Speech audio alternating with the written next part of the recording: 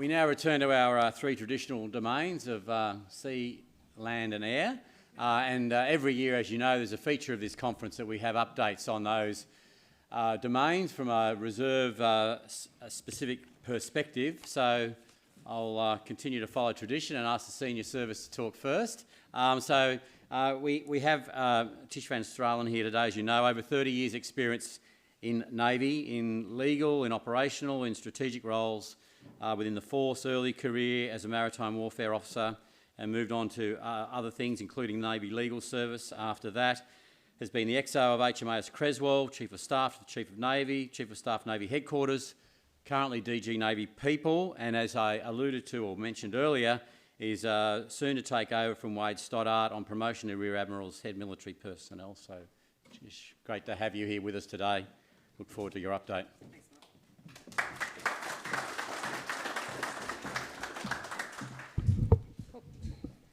Thanks all. I don't have any slides, so I thought I'd just update you on what's been going on in Navy, but I thought I'd start off first of all with our Military Personnel Division. Some of you may not be tracking what we're doing in that organisation at the moment, but essentially from October last year, Army, Air Force and Navy, we've combined together. We still have our own Navy People branch, career management, as does Army and Air Force, but some of our functions have now integrated. So think MECRB, so our medical employment categorisations has come together, involuntary separations, prohibited substance testing programs, all that sort of stuff that's quite common to all of our services come together. We've got now Lieutenant Colonel Bleicher at the moment doing a project review on how we can bring together some of the processes in our career management. At first, you know, as a service member, as a naval officer, I wanted to protect my equities as a naval member, as did the other services. So there was a bit of headbutting at first as we tried to work it all out, but it's all been really based on some exceptional relationships that we have and some fantastic leadership from CPERS, from Major General Stoddart as well, down to the teams that we have below us. So it's really been this ability to get together and just try and nut it out and work together and see how we can actually make it work. So as part of this process, and this is why I was really keen to come along today, is to learn more about reserves, because Navy hasn't done it as well, and I'll talk about that in a moment, but Army particularly has had a very good structure for your reservists, and particularly around the management of your reservists. So as part of this process of integration, we're really learning from each other and learning how the other services do it and how we can actually, you know, let down our equities a little bit and actually try and find the best way of doing business and not try to be how we've always been. And I think for Navy, you know, change management has always, we all struggle with change management, I think, but you know, we hold on tight to our traditions and the way we've done things. So it's really important for us to actually have a look at what the other services are doing and really take that on board and focus on how we can actually improve our reserve service and our full-time service as well. From a Navy perspective, we are short of people like the other services. We are hurting. We are going a little bit backwards at the moment. We're not growing where we should be. So there's a really big focus at the moment on our recruiting. We're working very closely with Defence Force recruiting. We need to grow our workforce because of our future submarines as well, the nuclear submarines. We've just started recruiting for our nuclear submarines as well. So if you know anybody interested, let me know. We're also taking people from in-service. So again, if you're interested, we are very focused on growing that workforce, the submarine workforce, to 3,000 people. So we really need to be looking at a couple of hundred people a year. As I say, we are taking in-service transfers, and that's a focus at the moment too. Not to take away from where the other services sit, but this is a future capability that is particularly important, obviously, to our government and to our nation. So you will have seen, obviously, from the Defence Strategic Review as well, a huge, you know, emphasis on our maritime security. As an island nation, it is obviously essential, and what happens in our region is affecting us right now. So that real focus on the Indo-Pacific region, certainly having our ships out there frequently, doing our regional presence deployments is very important. So a lot of focus on Navy at the moment and Air Force in that maritime sort of security domain. That's where we need to grow our people too. So we're sitting probably around about 1,200 to 1,400 people short at the moment. There are exact figures, I can't remember off the top of my head, but it's certainly, then we need to rely on our reserve workforce. We've got about 4,500 Navy reserves. However, I've only got about 1,800 of them doing work. So I'm not really sure why the rest aren't, but I think it has to do, when our members leave, so majority of our reserves are former CERCAT 7 members, and when they leave, many of them leave because of the lifestyle, and it is hard going on families, particularly with the time away at sea. So sea postings generally for 2 years, but that time away at sea can be upwards to 9 months of the year at times. So it is hard on families. So when people transfer to the reserves, they're often not that interested in coming back for a period of time because of that family focus. And most of our people leave, we're trying to retain people in those middle ranks, obviously, like the other services, but they will leave, on average, officers about 12 years, sailors is around about 6 or 7 years, so that's where our real focus is. But when they leave, obviously, as I said, they go and focus on their families as they should and on their new careers, and we're not seeing our reserves really come back until they're about 45 plus. So where they have those opportunities then to give back a bit more to the service, there's no issue with that because they come back with a number of skill sets, but it's, we're not getting the numbers back either.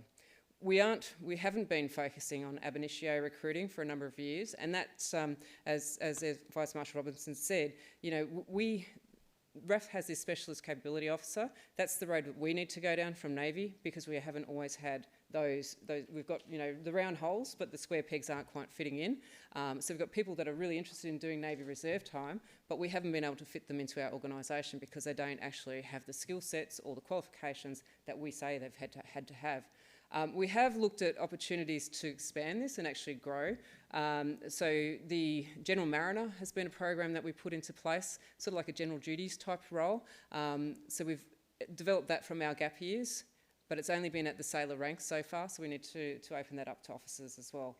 But that ability, so I can grab somebody that's a CEO of a water board or wherever they are and say, actually, you can come in because you actually have some fantastic skills we could use as a manager or potentially in your leadership or whatever other roles you might have. So it's certainly an area that we need to particularly focus on.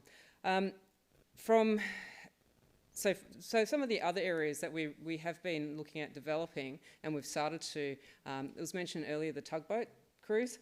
So obviously with nuclear submarines, if we depend on civilian tugboat companies. Svitzer is one of the main ones that we utilise. When we have them moving our ships and submarines at the moment, that's great, but suddenly if it becomes a wartime sort of situation or now we're operating nuclear submarines as well, they're not so keen. So obviously then we had a look at how do we actually then have people that we could call out or have people that we could employ to do these very specialised roles. So we're using the CERCAT 4, we're using CERCAT 5 for the tugboat crews, but we've given them some bonuses as well to attract them. We've only just started this year. We put out an expression of interest and we've had about 19 people already, which is plenty because we're looking at tugboat drivers. And it will grow, the requirement will grow over time, but certainly at the moment 19 will do us. We're looking at an accelerated process to bring them in. And ensuring, for example, the psychological assessment, they do their own sort of assessments through the maritime industry, so we're accepting of those. So we don't have to jump through every single hoop to get these people in, because at the end of the day, I just want them to be able to drive a tugboat and do their job. So we're trying to be much more flexible in the process of how we actually get after these ones. So that's CERCAT 5 for those ones. Under the CERCAT 4, we've got our maritime trade operations officers, very much focused on working with maritime industry. And our maritime industry in Australia is absolutely hemorrhaging. They are struggling to get people, even worse than we are. Because people come into the Defence Force, obviously, to serve with that pride and those other motivations rather than just the money side of things. Whereas the maritime industry, it's very hard to get people. So our MTOs are working very closely with maritime industry. They've also been involved, like Operation Vanuatu Assist. They go in and work very closely with the local ports, looking at the port security, overseeing the various operations, ensuring that we're actually, engaged locally. To ensure that our operations when our ships come in is smooth and we're actually able to then to do our jobs when we get there. That's been quite successful, and the Maritime Trade Operations Officers are reservists, that we don't have any full-time members as MTOs, and that's been led by some of our former CERCAT 7 members. Captain John Cowan is the director, but really bringing together that specialised sort of skill set that we can use and having them as CERCAT 4 officers, and we're finding it's actually quite successful. So we're really interested in how Army goes with the 1400 CERCAT 4 positions as well, because it's an area that we would really like to expand. We're also working then with other maritime industry partners.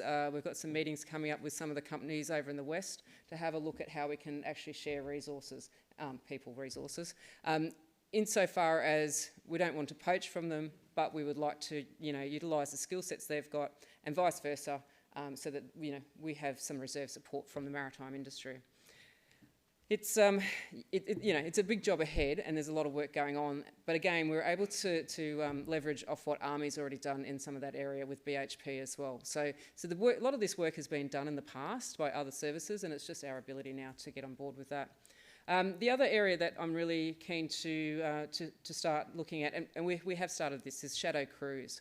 So our regional centres, we've got regional reserve centres. They've been, at the moment, they're probably just looking at administration, getting reserve days, that sort of stuff. But we actually want them to create these shadow crews for our submarines and for our surface fleet. So we've started to do this over in the West, particularly with one of the frigates. And this was actually one of the engineers on board said, I think this is a great idea. I'm going to go and find some marine technician sailors, reserves. They've left the permanent service.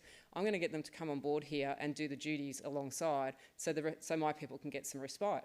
And it's been fantastic because it's actually given our people, full-time people, that respite. Now too, they're getting back into the swing of things and say, oh well, I've got my skill set back up again. I've ticked some boxes that I need to do. Actually, I'd like to go and do some sea time now as well. So they become part of these shadow crews. Attracting some of our submariners back as the reservists is difficult. I think we've burnt them out over the years, unfortunately, because we've just lacked that capacity in that workforce. So if one falls over, unfortunately, it's the person that's just left has to go back to sea again. So we've really burnt them out over the years. And again, that's another focus. We've thrown a lot of money at them. Don't get me wrong. We've thrown some bonuses and everything else, but it's really about that that work-life balance that we've failed to do for them. So. CN himself, Chief Navy himself, has been over in the West a number of times in the last few months to talk to our submariners, encourage them to come back as well, and ensure, he went over and spoke to a petty officer marine technician the other day, face to face, a 3-star. It's quite insane, but if we lose these people, these individuals, we can't have submarines won't go to sea at the end of the day. It's such a critical workforce that we just can't afford to lose it. And as I say, we're trying to grow it as well. So it's a bit of a wicked problem at the moment, but certainly a lot of interest in that space. Okay, I'm just having a quick look here. I think we're, largely the services are having the similar challenges though across the board with our recruiting, with our retention and those sorts of things. From a Navy perspective, our strategy is stay on board, people first, which has been highly successful actually. We've got 92 lines of effort focusing on health and wellbeing of people, families, focusing on, better opportunities for education, better opportunities for, increasing skill sets, all those sorts of things. When I came into this job about 12 months ago or so, we were at about, I think it was about 9 point something separation rate. We've got it down to 7.7, and that's based on my predecessor, Commodore Eric Young, and the work then that my team's done as well as all of our Navy commands. Our Navy commands are doing a fantastic job in retention forums. I went and did one at HMAS Penguin yesterday. But our, talking to our people, encouraging them, reminding them why they actually joined in the first place. What are all the positives as to why we stay? So that's been really effective. But as I say, we can't retain ourselves out of our problem at the moment. We need to get those people in the door as well. So lots of things that we're balancing, obviously with our retention, our recruitment, but also then growing what our reserve workforce can do and how we can grow and improve that. So very interested in the ideas from the other services, and I appreciate hearing everything today and certainly learning from my various colleagues. Questions? Thanks, Vicky. Questions, anyone? Clearly a whole different perspective from a Navy perspective to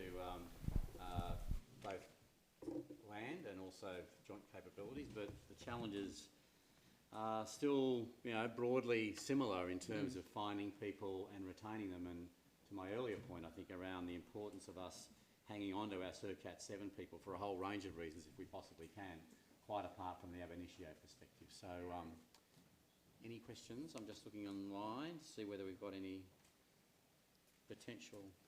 Yes, thank you. I'm not near a mic, but hopefully you can hear me. It's Joe Lukaitis, Vice President Navy of the DRA.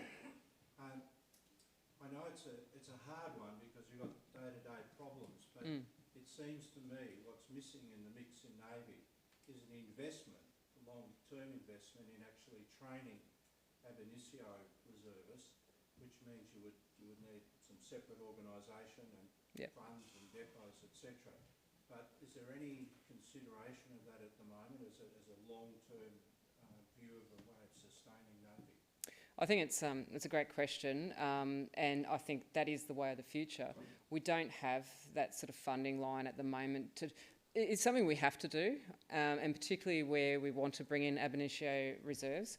And I know that, when you joined, we had people going to sea on patrol boats, our reservists going to sea on patrol boats, and we moved away from that, and I'm not really sure why, but it's an area that we really need to reinvest in and actually look at our people and sort of say, our reserves can come and do some time at sea. Why not? There is no reason. Why couldn't, we train up someone to that minimum level of required, give them some seamanship training, give them some basic navigation training, and put them into patrol boats and sort of alleviate then the impact and the tempo on the full-time service as well. I know many people leave Defence because, Navy because of that sea time, as I mentioned.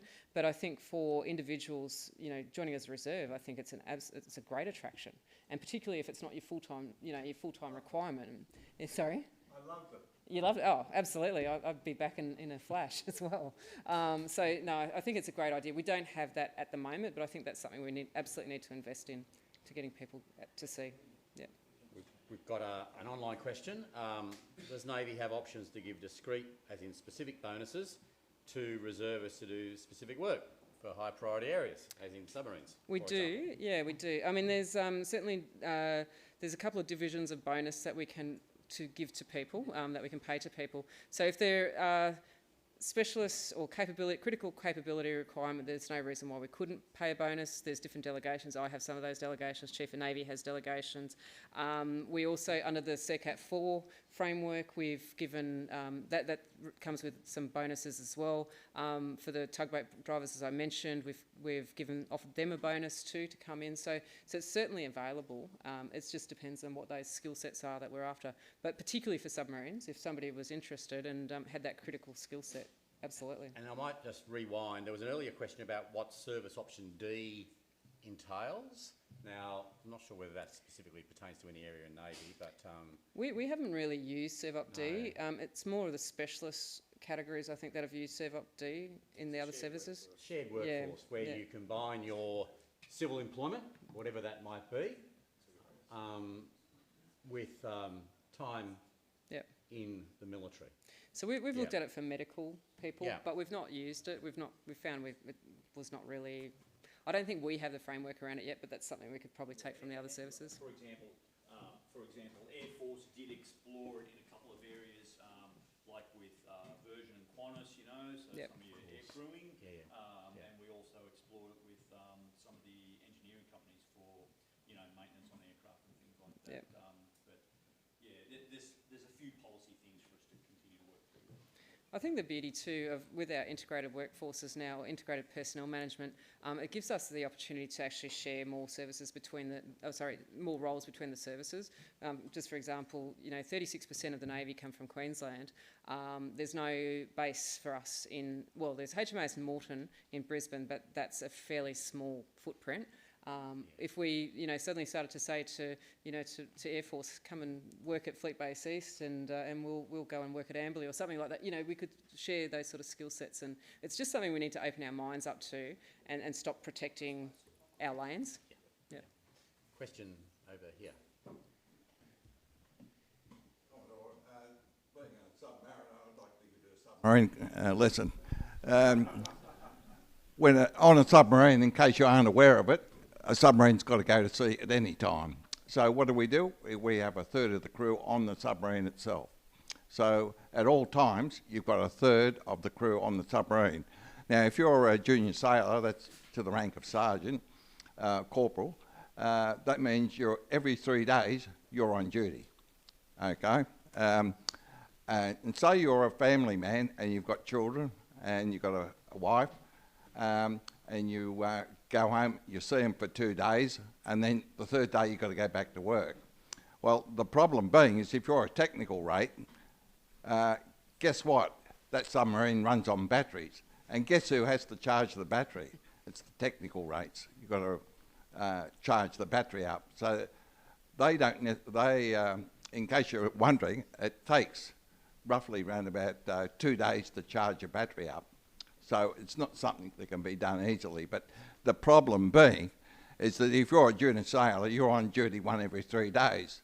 If you're a sergeant or a petty officer and above, or an officer, you're only duty once in every 8 days. So there's a little bit of a disparity there. But in England, what they do is you come alongside, you step off the submarine, a spare crew comes on board, bang. They charge the battery, they look after the submarine for the 3 days, you come back on Monday morning and off you go. Monday to Friday, you sail at sea, normally training the Air Force, so they can do heat sinking. Thank you very much. Thank you.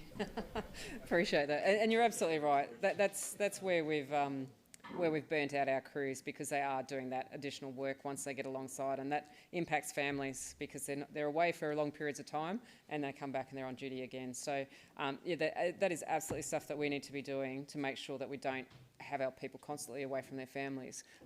You know, we lose the family support, we lose the individual, which is, you know, we can't afford to do. Sounds like an argument for nuclear propulsion to me. Sounds like an excellent argument. Paul Irving. Look, I just want to make a comment. And I started my career as a sea cadet before I saw the light and joined the army, but That's a shame. we won't go into that. But and I came from Queensland. But I've been coming to these conferences for many, many years. And over that time, we've seen a continuous and gradual degradation of the reserve capability provided to the Royal Australian Navy. Yep. We've got rid of the reserve crews that worked ships. We got rid of the diving teams. There's a whole range of capability. We had reservists in naval intelligence. There's a whole range of it. And you look back at the role of the Royal Australian Naval Reserve at the D-Day landings, for example. Yep. Absolutely magnificent performance by those reservists. And yet nothing will change unless Navy devotes time and commitment to ab initio recruitment and training. Yep. Nothing will change. We'll go down this road for umpty-doodle years, but nothing will change. So that's the solution. Oh, you're absolutely spot on, and this is where we need to really invest, like we're talking about the training for individuals and money and making sure that we can actually attract people to the Navy Reserve. Yes, we need to go back to the future, essentially. It's because we did it well in the past. We had Port Division, Yes, that's correct. Yeah, we had a number of other, we had the clearance diving teams. I mean, that's changed a little bit. We do still have those people, but they're part of the broader clearance diving capability. But yeah, you're absolutely right. We've got to do something about it. And in relation to the tugboats, of course, we had a conference where I think it was the VCDF came along, naval officer, who made a great play about the fact that we recruited the whole of the civilian tugboat company in Sydney to become reservist. Now, I assume that model might have not succeeded because you're talking about going back to a similar model.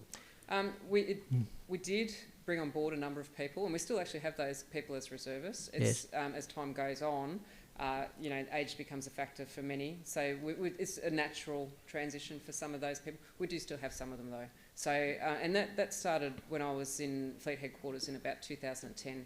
We started that work. So it's just become the point where we don't have many of those people left in As you need. Navy. Yeah, exactly right. And with the future technology, with the future capability of the nuclear submarines, we're going to need more people. Okay. And I mean, we've been using them certainly when the US bring out their nuclear submarines, when they've been in our ports recently. So yeah, we've certainly been utilising them. All right, thank you. Thank you, I appreciate that. Another question. We're all passionate about our Navy, Oh, I am. which must be heartening. If you've got children, grandchildren, you know. Gordon Frenchman. I guess my particular interest is how do you spark the interest of a 16-year-old, because that's quite a formative time. I've noticed that air cadets, when they join at 13, all want to be fighter pilots, but by the time they've got to 16, they've got a better understanding of the world. Yep. Now, in this wonderful youth development organisation we call cadets, the Air Force has 10,000 cadets, and they seek to show them what people in the Air Force do. Yep. The Navy has 2,000 cadets, and why is this so? Oh, I think our numbers are far higher than that. I'd have to go back and have a look at how many cadets we've got, but This is only on the websites and things. yeah, no, I think we've got quite a lot I more think the than that. slide that General Fox showed earlier, which had a breakdown across the Like three services. 10,000, Yeah, so it I was thought. about that, Yeah, I thought it was about 10,000. So, massive program in our Navy cadets, and we, similar to the Air Force cadets, we get them onto ships. We take them out. We took them down to Albatross, took them out to Creswell, boat work, rope work, or you know, all the normal sort of skill sets that you'd like to give to young people, so they understand what the Navy's about. We actually have, it's probably around about a 20%. Transfer from cadets to full-time service, but we've got a real focus on them. But we have to be careful not to try and recruit children either. So there is that fine line. But we're certainly encouraging them to think of, you know, life in the Navy, and we are getting quite a lot of interest from that. So there's some fantastic development programs that David Greaves has been doing with our reserve, with our cadets. I've gone up to Sydney with him a couple of times and spoke to the young people. So there is a massive amount of work going on there, but yeah. So and they do, you know, I'm pretty impressed. I think if I had known more, I would have joined the cadets when I was a child. I didn't know much about it. Any other questions? Any other questions? Thanks, Tish. Thanks very much. Fantastic. Thank you.